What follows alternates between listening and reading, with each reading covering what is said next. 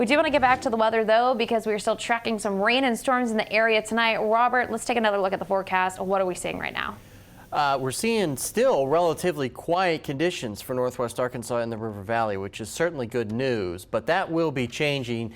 Still have that impact day in effect for tonight, pretty much now through 10 a.m., so about the next 11 and a half hours or so. I think the best chance for those storms to fire, as I said to open up the show, will be around midnight through 8 a.m. tomorrow morning, and a whole wide range of associated threats will be possible with those storms. Radar right now looking across the state, big slug of moisture here across central and eastern sections, and then back across northeastern Oklahoma. In fact, a flash flood watch has been issued for southern sections of Missouri for the high rainfall amounts that could lead to some localized flooding up there. Nothing like that for us right now, but that could change. We still have a marginal risk for the entire area. That's a 1 on a scale 1 to 5, meaning an isolated severe storm is possible. Further to the southwest, you can see a slight risk.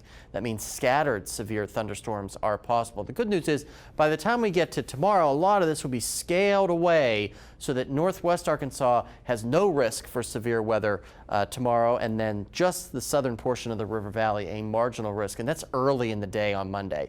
Temperatures right now, take a look at these numbers because they're not going to go very far tonight. We're kind of stagnant with those temperatures as this cold front, it's kind of draped over the air, is going to kind of meander and lift back as a warm front. And some of the newest model data is suggesting we may get enough of a warm air surge that'll kind of mess up the atmosphere that might limit some of the thunderstorms to develop tonight.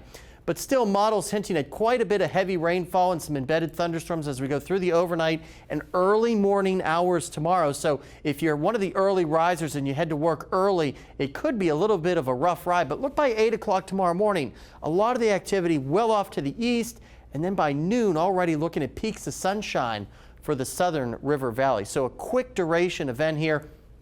There will be energy in the atmosphere for those storms to feed off of, especially looks like tomorrow morning right in the Interstate 49 corridor. You can see some of those darker greens, but still on the weak end of the spectrum, which is certainly good news. Still looking at all of these threats with any storms that do pop up again. Very low chance for tornadoes, but can't roll them out completely. Quite a bit of rainfall will fall from the sky over the next 12 hours or so, a ½ inch to possibly 2 inches in some locations. As I said, lows tonight really won't go very far from where we are right now. We'll rebound tomorrow quite nicely. We'll be on the other side of that warm front into the 60s. Extended forecast.